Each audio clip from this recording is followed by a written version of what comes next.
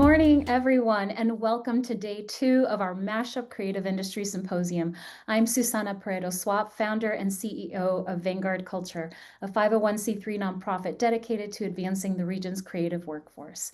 I'm so excited to continue this weekend of creativity and inspiration and collaboration with all of you.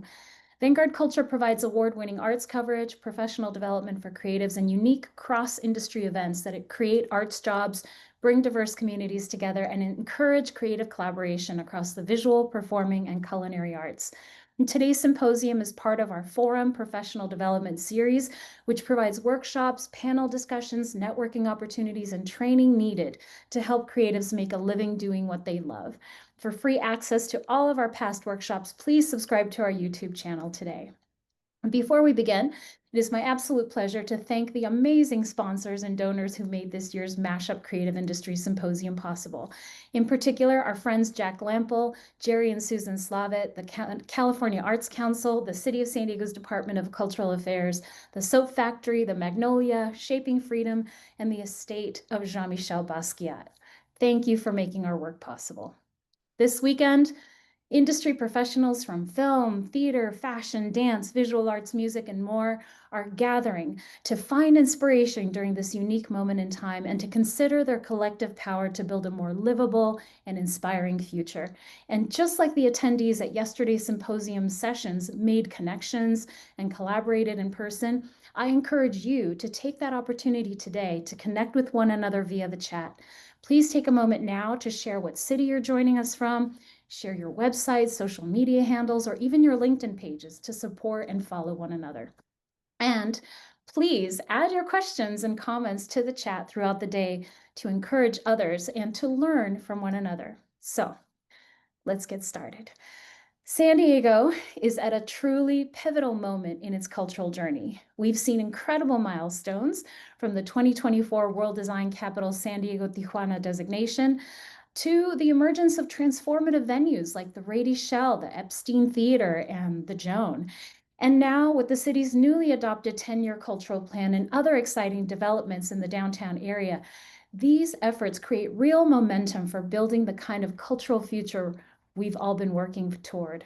Today, I am honored to be joined by Jonathon Glass, former director of the City of San Diego's Department of Cultural Affairs and the newly appointed Conrad Prebys Senior Art and Design Fellow in Residence for the Downtown San Diego Partnership. Made possible through funding by the Prebys Foundation, Glass is charged with launching a clear vision and framework for the future downtown arts district and elevating downtown San Diego's cultural identity through arts-led urban transformation. Glass brings more than 20 years of work in the international cultural space to the benefit of the organization, including as part of the leadership team that delivered the World Design Capital 2024 to the region, as well as work with blue chip and museum quality artists. It is my absolute pleasure to welcome my friend, Jonathon Glass. Welcome, Jonathon. Thank you so much for being here. Good morning, Susanna. It's great to be here. This is one of the first times that I've actually heard that term, previous or former director.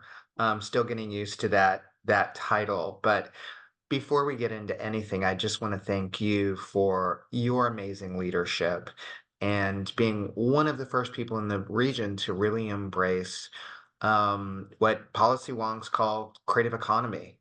You've done a brilliant job of bringing everything from fashion and other design components to the traditional arts and culture sector and centering all in creative workforce.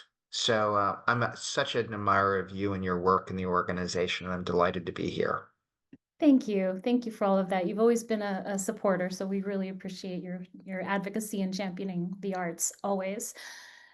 So, Jonathon, lots of changes going on, but San Diego has recently celebrated extraordinary milestones in arts and culture, as from the World Design Capital designation mentioned to all the new iconic cultural venues. How do you see these achievements shaping the momentum for the next decade? Well, it's the easy answer is it's foundational. We have over the last 7 or 8 years put in place foundational policy work that has changed the public narrative around arts and culture, that it really is central to who we are as a community and a region. Economically, we've um, pushed the conversation forward in really meaningful ways about the economic value of what we all do. But this is just the beginning. If you think about these great venues that have been built, and I would add the opening of MCA, San Diego in La Jolla.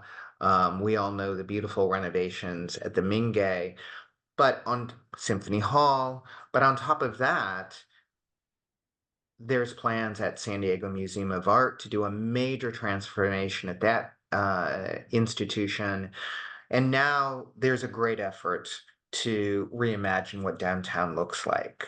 So we're seeing the fruits of our effort, and I think now we're going to see it all exponentially grow. That other thing that I would add is physical assets, the change in physical assets is what does spark imagination with many people, especially the media.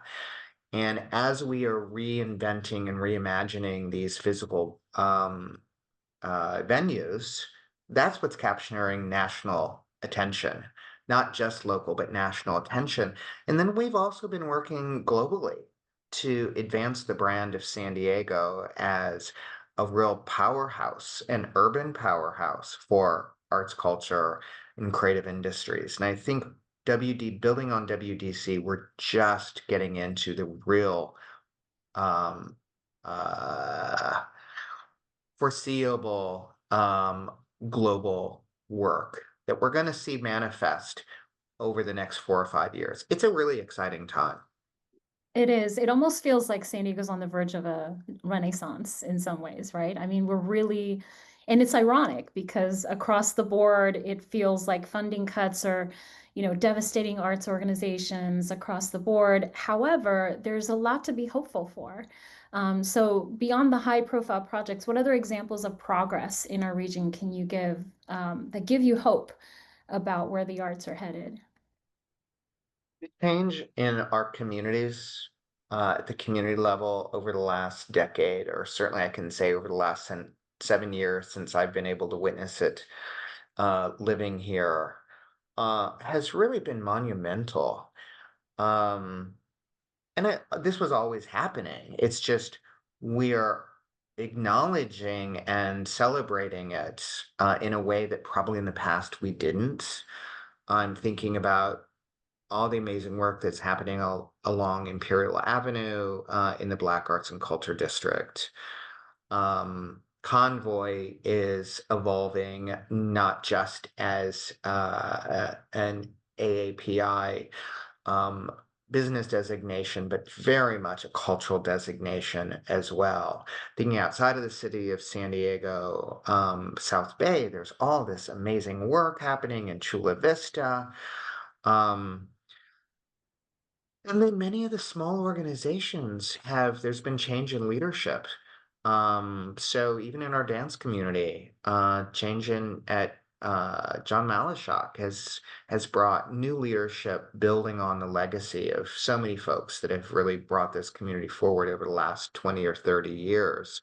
So, we're seeing a new kind of a new profile of leadership that's working in the community as well, that I think is really going to change the way that we think of ourselves, and also um, how San Diego is perceived by arts and culture leaders elsewhere.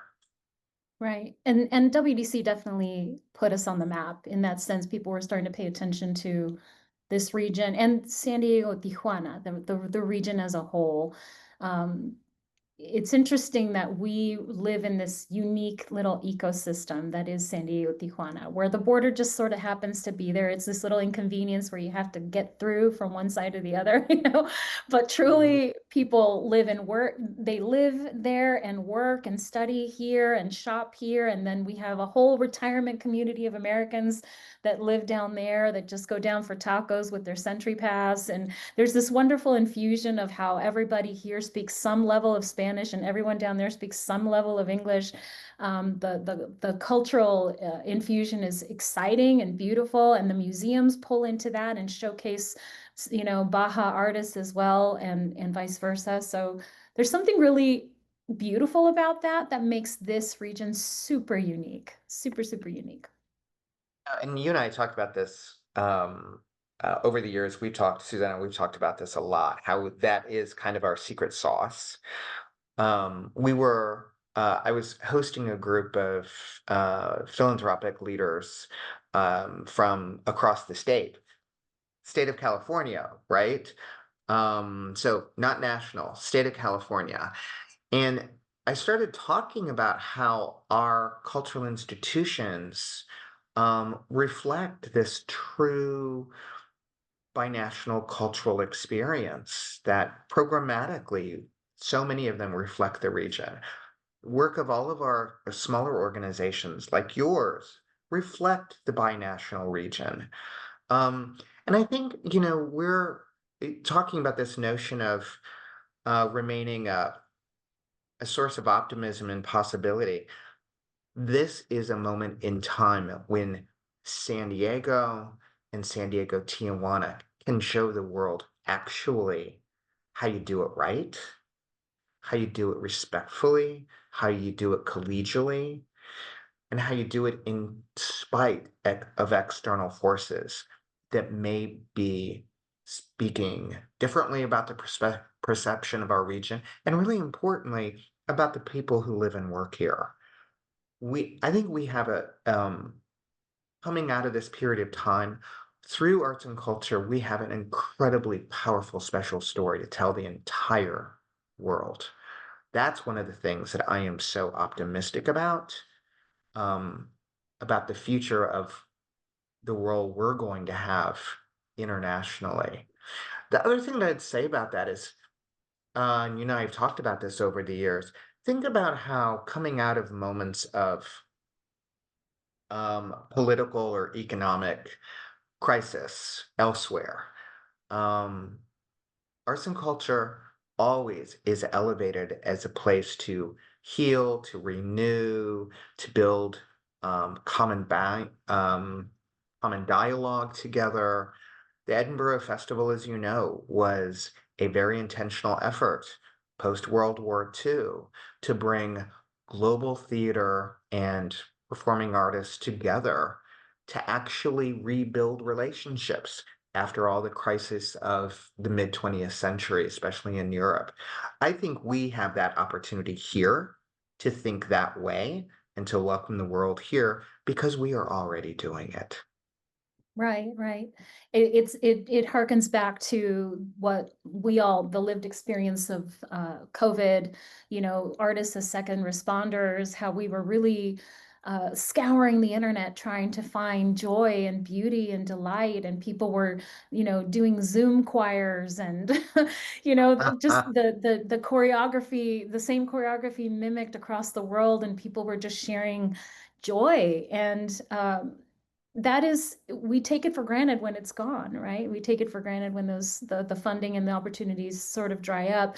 But it's interesting that now, because the funding cuts across the board, the cuts to the Department of Education, the Institute of Museum and Library Services, the National Endowment for the Arts, all of these National Endowment for the Humanities, all these very important funding sources are now pretty much eliminated for anyone who's doing work that uplifts, especially folks of color, marginalized communities, etc. So I think that if we look at history, like you just said, sometimes the best art comes from moments like that, through a need to express the joy that we can still experience. I want to get into this. So, for all of you listening, the work you're doing is very important. Don't forget that you are doing very important work right now. So I applaud you for continuing to create. And please come together and share resources and support one another. It's the only way we're going to pull through this very stressful moment in time. Tell us about your new role with the Downtown San Diego Partnership and what excites you most about the future of San Diego's cultural landscape. Are there initiatives or trends that are particularly inspiring you right now? This is such an exciting opportunity. I'm so thankful to the Prebys Foundation for creating this opportunity. Um, Prebys is, as a foundation, acknowledges that every great city has a great urban core. And they've been very intentional in that, in taking a leadership role, as you know, from helping with the reimagination of the Civic Center um, in that 6 or 8 block area, investing in property on B Street. But here's the thing. We're in a moment in time when we have high rises that are um, partially or majority empty because of the way that we work from home at this point. We have storefronts that are empty because of the changes with retail. This is another one of those moments in time.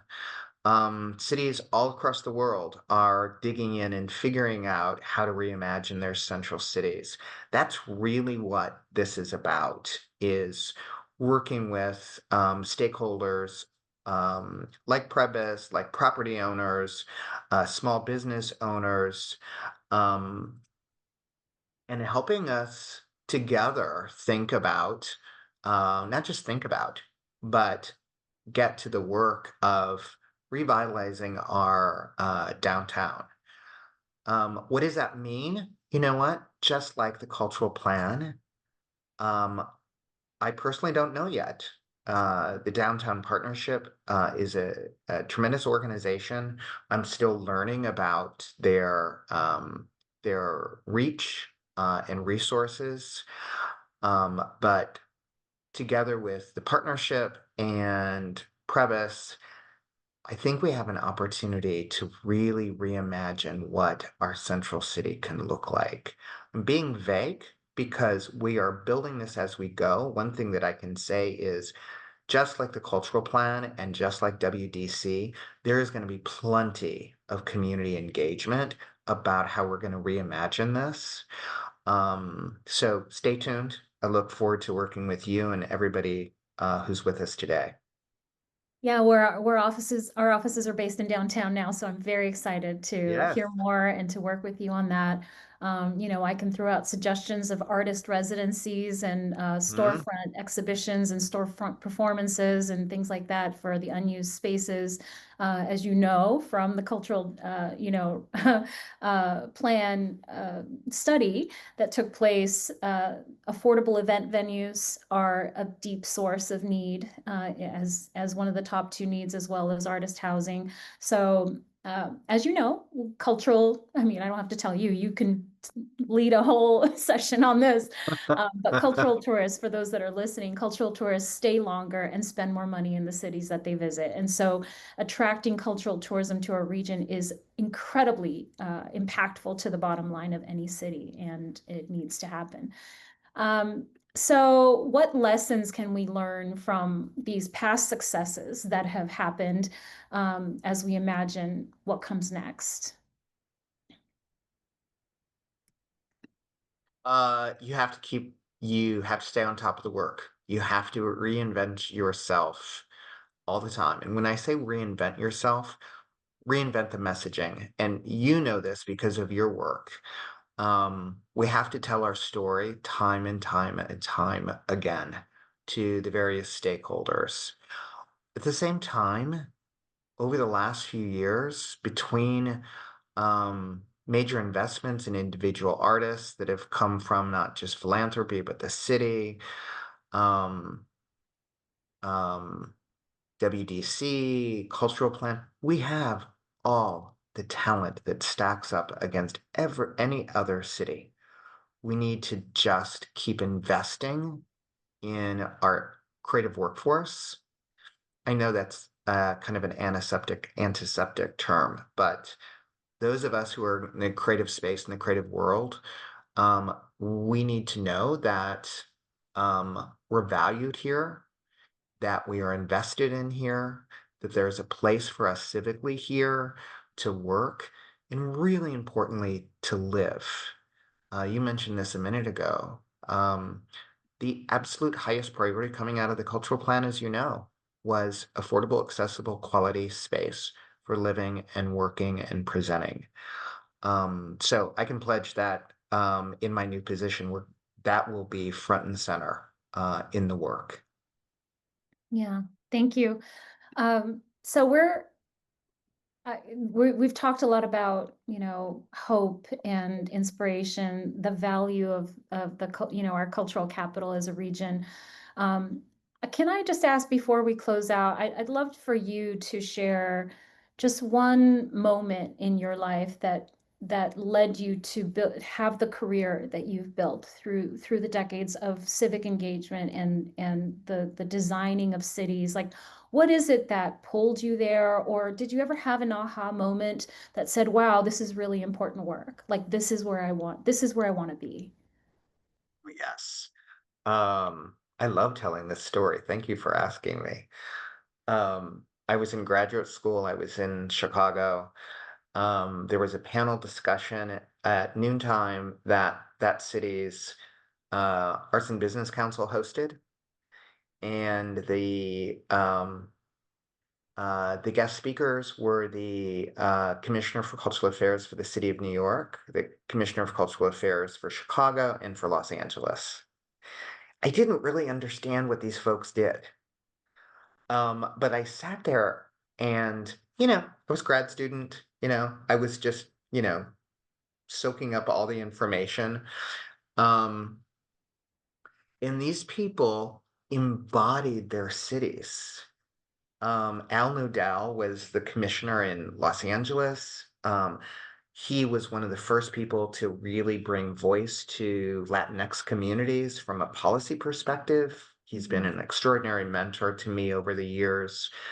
Um, the other two commissioners, um, their jobs were to elevate the visibility of arts and culture in those cities, bring resources to the cultural community that was already there, and to make the case among policymakers and electeds that you don't have a great city without an agency like this. And it has to be embedded all across the city in every department, every decision that is made should have an arts and culture voice. That lunch changed my entire trajectory. So it's informed everything that I've done, and I could not be happier to be at this point now, after 7 years at the city of San Diego, and the opportunity to continue the work with everybody that I love in this town now. Yeah, I'm so excited. I'm so excited about this next phase for you and for the city. I hope that they obviously continue this trajectory that they've already built upon. So I'm excited for them. I'm excited for you in this new role. And yes, downtowns of cities are so vital. Right? We don't have currently, I mean, there's so much arts and culture, but it's sort of disparate. It's all over the county. It's kind of everywhere. You have to drive, you have to have a car. Public transportation is something we really need to tackle in this region to make it more accessible and affordable and all the things. But also, we don't have a Times Square. We don't have a Piccadilly Circus or a Zocalo. Like, we don't have these, cultural centers where, this is the place you go for arts and culture. So to the effect that that can be a goal for our region and bring everybody to San Diego's Times Square, I'm so excited about that. So congratulations on this new role. I can't wait to see what comes from it. And if you could just leave the audience today with one hopeful takeaway about the future of arts and culture in San Diego, what would that be? It's what we've been talking about. We are at a moment in time. We're at a time when cities have lives. City, just like people, people change every 7 years biologically. Cities probably every 25 years or so. We're at that moment. We're like we know we're a great city. We're the next great American city. And we know in our guts that arts and culture, and let's say it differently, artists and creatives are going to be the ones that drive that. So if you're thinking about moving, don't. This is the moment in time to be here. The resources are going to be there. We have the talent. It's ours to make. Nice. Beautiful. Well, thank you. Thank you, Jonathon. Thank you for sharing your insights and vision. Always a pleasure and honor to be listening to your wisdom and for your friendship. So thank you for everything you do for the arts in San Diego. It's clear that this generation is not only building iconic venues and achieving global recognition, but also laying down the policy and infrastructure that will sustain San Diego's creative future for decades to come. And as we move into today's sessions, let's carry this sense of momentum and possibility, knowing that creativity is not only shaping our culture, it's helping to shape our city itself. Thank you again, Jonathon. Have a good rest of your day. Susanna, look forward to the day. And with that, it is my honor to introduce our keynote speaker, Shaun Cassidy. Shaun is a visionary business strategist, branding expert, and founder and CEO of Cassidy Creative Solutions. With over 2 decades of experience guiding startups, Fortune 500 companies, and creative enterprises, Shaun specializes in growth strategies, digital transformation, and brand elevation. But I like to call him a futurist. In my experience with Shaun, he tends to see opportunities way before anyone else does and is able to find patterns and alignments that are not only good for his clients, but also good for humanity. Beyond his impressive career, Shaun is also a passionate arts advocate and connector who currently serves as Vanguard Culture's board president. His leadership empowers creative professionals to achieve sustainable success through bold strategy and innovative thinking. Please join me in welcoming our keynote speaker, Shaun Cassidy. Thank you for being here, Shaun. Oh, I'm so honored to be here today. Can't believe it's been over a decade of us with this dream, this dream of Vanguard culture. So Yeah. today I'm really honored to kind of speak out there to our community and to speak about two really important things to me, community and innovation. And Yeah. these two important things are, I think, so important in our times right now. Absolutely. And before I give you the floor, I just want to take a moment to say how grateful I am to you for all that you've done for our organization. Shaun first joined as an unofficial advisor 13 years ago when our team was still meeting in my very little garage with a very big idea. And through the years, he's provided extraordinary guidance, connections, and resources that have transformed and multiplied the trajectory of our organization. So thank you so much for being here. It's time for me to step away. So please, the floor is yours. Well, what a time we're in right now. I think we can talk about a time and then we can talk about solutions. And I'm a solution person, really, is what I am. And when I talk about community, I'm going to talk about why it's so important to have a community. When Vanguard first got started, it was a visionary idea, I think, a visionary idea. But what was really important about the idea is that how it developed community. We began to cross collaborate between all the different creative sectors throughout entire San Diego. And immediately we noticed things that were amazing. This ability that people didn't know each other, even though they were in different industries. And when they did, they began to collaborate, cross work, and amazing opportunities would begin to occur from the interconnectivity that Vanguard would create in community. And my whole career, since I've been in my whole career, has been about developing opportunities for people and growth. So community to me is really very, very important. Community networks and professional networks are probably the single most important thing I've done to help my own career as well as other people. And I think of professional networks in different ways. I think of them like a painting. When you're painting and drawing and you're putting things together and it correlates as you build, it becomes something beautiful in the end. But it starts with a line. It starts with paint. And in the end, we're building our own canvas here. We're creating a canvas called Vanguard Culture. And within this sessions, you're going to see with Vanguard Culture, you're going to meet some of the most significant thought leaders in our region. And they're all going to give you this input of their line, their piece of paint in the canvas. My part of the canvas is really to look holistically at a canvas and the idea of painting through people. And I think of networks in that way. I think that everything has an interconnectivity, and people we are around are connected to us for a reason, and they have an energy. That energy interconnects to us. They may be in the same industry, they may have the same interest, or they may be completely different interest, but that interconnectivity can create miracles. And I've seen it happen over and over again. In my background, which I'll go over my background just a little bit to make me think the way I think and the way I see the world, my worldview. I grew up on the south side of Chicago, inner city of Chicago. My father's Irish, my mother is Native American, Cherokee. So I had an interesting upbringing in that way of different types of spiritual beliefs, as well as beliefs in the systems of how connectivity, a native belief, as well as Celtic beliefs. And those made me value certain things in life, nature, the human experience, and how we all connect to nature and life, and how one is one. Everything is one. There's not one thing. Everything is just one thing. And that's why we breathe the air we breathe, and we listen to the birds we sing, and the food we want to drink, and the water we need to survive. All these things are one thing. In my early life, I know what it was to have some idea of resilience. So at 4 years old, my father was in a car accident. He passed away. At that point, at 4 years old, it became clear to me that I would not have a normal childhood, even though that was it. So from 5 to 16, I used art as a way of recovery, and I made art every day.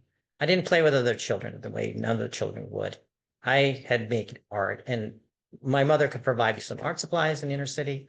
That was the basic thing that I was doing. And then the inner city schools would help me. By the time I was 18, I had produced a huge amount of art, a massive amount of art for a young child.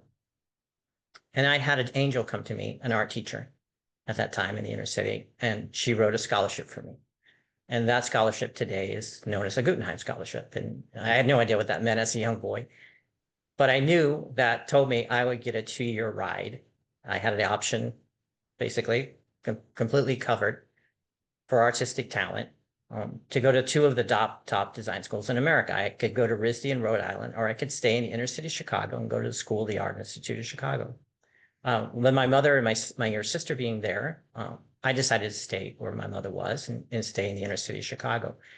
So I went from, I guess, the urban setting of an area where I was into downtown Chicago, where I went to the School of the Art Institute and was integrated into the entire Chicago art scene immediately at that point. I even had jobs that allowed me eventually to be a president, associate president for the school. So I would work right under the president of the design school, and would allow me to take on jobs like working for what is known Siskel and Ebert Film Center. You know, back then it was just the Art Institute Film Center, but they later named that after the famous film critic. And my entire experience there was deeply involved in the entire creative sector of Chicago, everything you could think of. So I didn't just touch the world of me being an artist, a painter, and a printmaker, and all those things. I was involved in every aspect of the arts that hit the school. So I was invited to all kinds of amazing events and meet kind of amazing people, from dance to theater to arts. And that would change the course of my entire life, and would be the thing that would allow me to project my world. After I ran out of that scholarship, I had to figure out how to pay $70,000 or $80,000 a year for a private design school. And I then decided to transfer to a state school, University of Illinois, UIC. That's on the west side of Chicago, a sister school for University of Illinois in Springfield. And that's where I became who I am today. I studied art and design. I was always a person with paint all over me, or paint on my hands. And then on the other end, I studied business and communications. So I became a schizophrenic hybrid person. I was always a person thinking I would be poor, and I didn't want to be poor, but also I wasn't a person that wanted just greed, but I was afraid of being poor. So I learned skills at a very young age from there, and Universal Illinois would change the course of that. And after I financed my way through my education at Universal Illinois, I did something more radical. I thought, well, I could see the world, maybe help my mother, and I entered the U.S. Air Force, the military. So I went into military service right after that. And I can tell you that was a drastic shift. I mean, it was super drastic shift for me.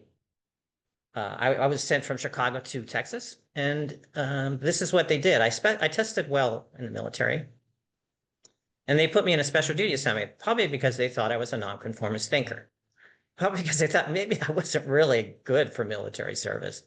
And by putting me in a special duty assignment, I worked with a lot of civilians, and I was sent to AFPC, the Air Force Personnel Center, Randolph Air Force Base. And I would answer only to the Pentagon, not to the state, to the base itself. And what did that mean? I was trained in computer systems by the Air Force, and they would train me to be what would be an early data scientist, this word we have now called data scientist. Didn't exist back then. There was no title for that. And I was trained in information systems by the Air Force, and even did the Freedom of Information Act for the Air Force, which means when government, people in the public could ask for information from the government, was in 1974, was a formal thing that was put through our government. You could request it. And so I was the one behind there redacting information as people were asking information from the Air Force. I was in the office that would give out information or deny it. After I did 6 years in the Air Force, I was probably too creative to do 20 years in the military. I transitioned out. And in those 6 years of my life, I had not been in very cold environments like Chicago. I had been in Kuwait, I had been in Texas, and I had been in the summer in Japan, in Okinawa, a beautiful place in the world, but all very warm environments.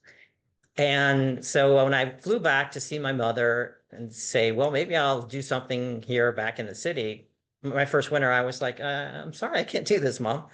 My blood had thinned out, and I got back on a plane. I went back to Texas, and I went looking for a gig to support myself and my family. I was always a person thinking of helping my mother, because I think at 14, I paid the rent. So again, not a person that's a normal person as a child. So a miracle occurs for me, and I think it's not a miracle, it's an alignment. And I get picked up by a startup company. That startup company today is a very well-known internet company called Travelocity.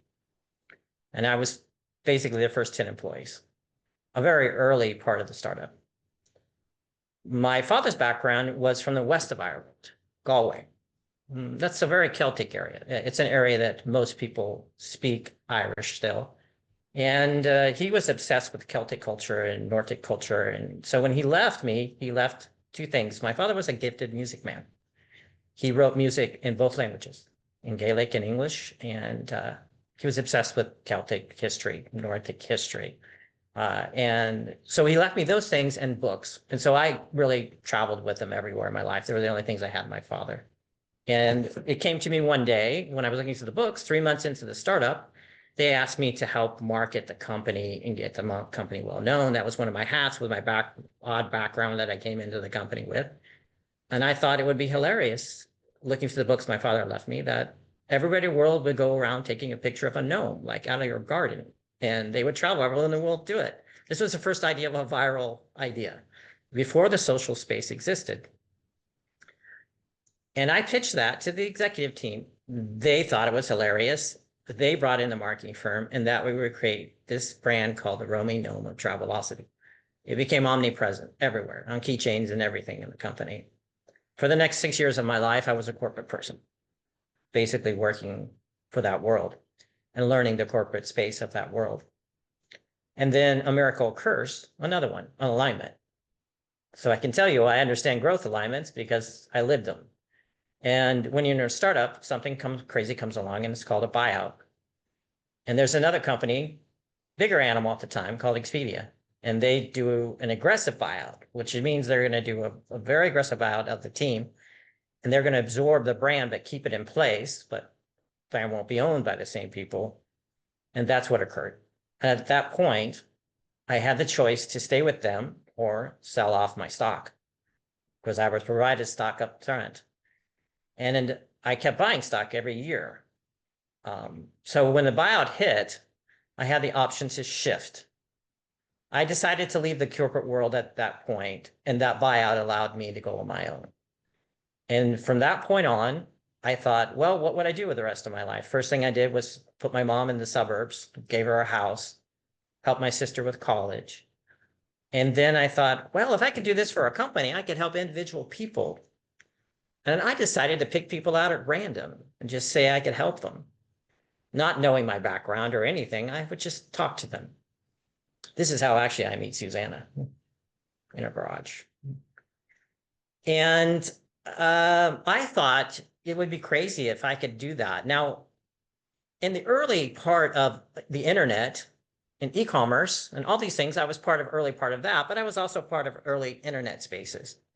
So when I leave the military, I'm part of online forums before Reddit exists, before Facebook exists, before any of the social spaces exist.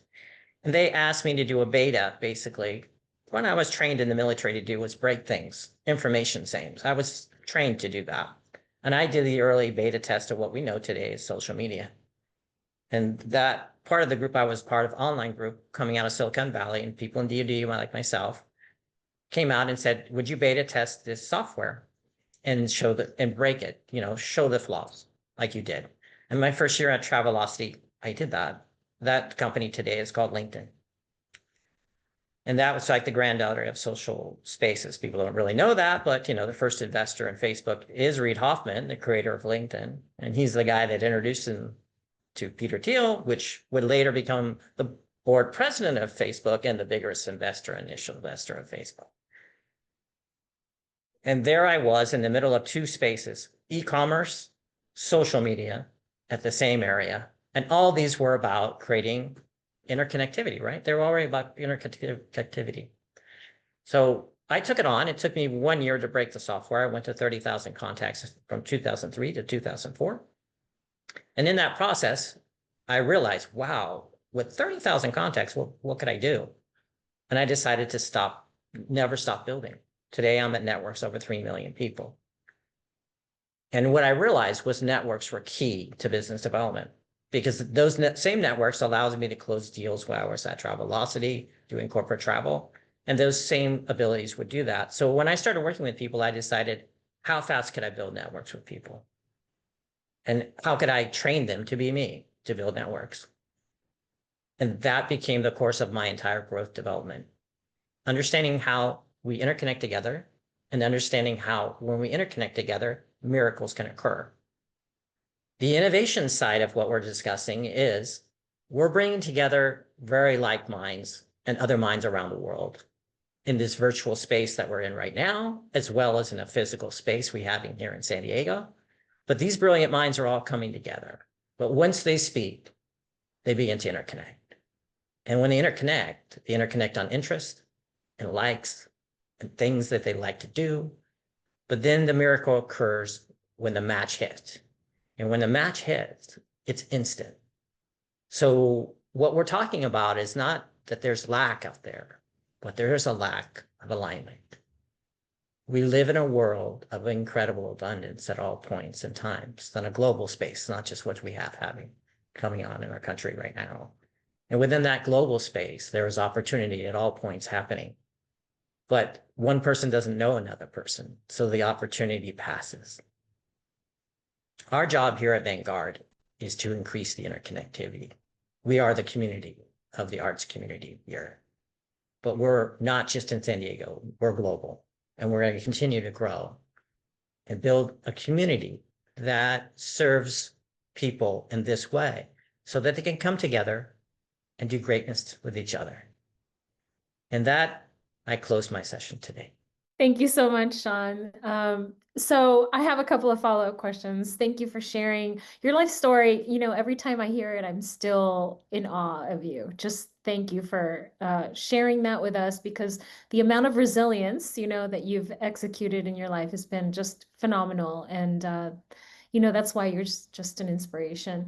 I want you to share a little bit more about this core belief that you've shared with me before about living a life of service. right? And you often quote, I think it's Wallace Wattles and, other folks like that.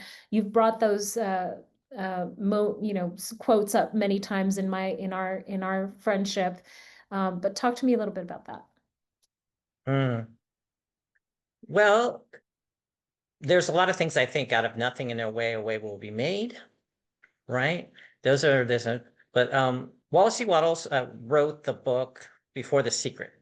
People know what the concept of The Secret is. But he was a very early thinker, about 1910, before the Great Depression. And he brought together a lot of heavy thinkers that were about wealth development. He wrote The Science of Getting Rich by Wallace D. Wattles. It's more a spiritual book than it is a greed book, though.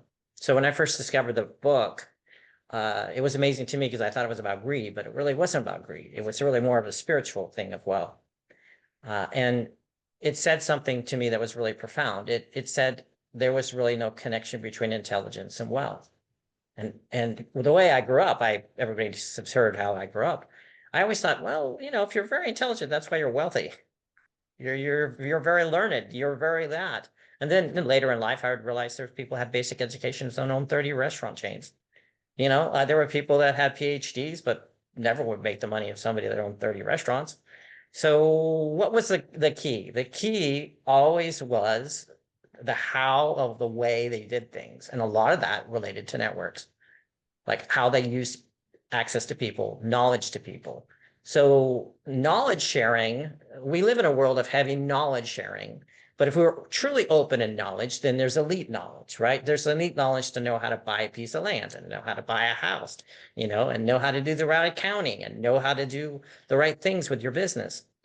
And so this kind of elite knowledge was something I was convinced that all people should have, not just some people, but all people. Yeah. It always makes me think about, all of our gatherings with Vanguard Culture are really about walking away, coming together across film, theater, fashion, dance, visual arts, music, all the industries, but everybody walking away in service of another person or another organization. And that essence is really beautiful. I'd love it if you could also elaborate a little bit more on your belief that everyone is born with an innate gift. And if you can share what you think your core innate gift is. That's the core of my entire work. I believe that we all have divine talents, or I call them divine talents. Being heavily in the creative world, I mean, I think I can say this to everybody out there in the creative world. You must meet 5-year-olds that can sing like angels. They don't get formal training to do that. You must meet 7-year-olds that can play piano. They're pretty amazing, even without formal training.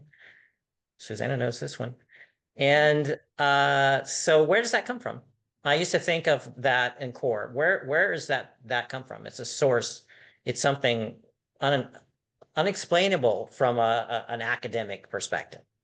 These kind of gifts. I learned through many years that my major gift was the ability to see talent in people that they couldn't see themselves. That with a simple conversation with them for a couple minutes, I could scan their entire histories and their backgrounds, their youth, and everything I asked them, that I could immediately see radiance in someone. And it became the core of my entire work. Yeah. And I love the way that the concept of alignments. You're like, sometimes you meet somebody and you've told me stories, but I've lived it. You've done that for us. But we're like, you need to know this person and you need to know that person. And whatever comes of it is sort of on our own, right? The kismet that happens, the spark, the fast friends moments, all of those things happen just organically. But you put people in front of each other and just say, just know each other. And then let's see what happens. And magic happens after that. I wonder if you could share just a moment when you realize the impact, like the importance of the work that you do. Oh, there's been a lot of those. There was a time when I'm working with somebody, and when I first started with them, they lacked confidence or they lacked belief in themselves. And so this is an interesting like scenario. You know, I'm basically a creative business, right? So they say, well, it's about making people make a better living. It's about making people make more money. It's about them understanding how to do business. But at the core of that, it's a mental thing first. It's a mental shift first. The shift is, oh my gosh, I can do this. Oh my gosh, I'm good at this. Oh my gosh, I actually could do more than this. This is the magic moment. It kind of hits at some point when I'm working with somebody and all their beliefs that they had that were holding them back evaporate and they're gone forever and they never come back. Yeah, that is your magic sauce. Superpower. Do you have any final thoughts before we kick off today's sessions? I just want to thank you so much, but this has been really enlightening and wonderful. Mm. I think out there that there is a lot of anxiety. There's a lot of concern in the world out there. And I'm going to tell you that you should not act like an island.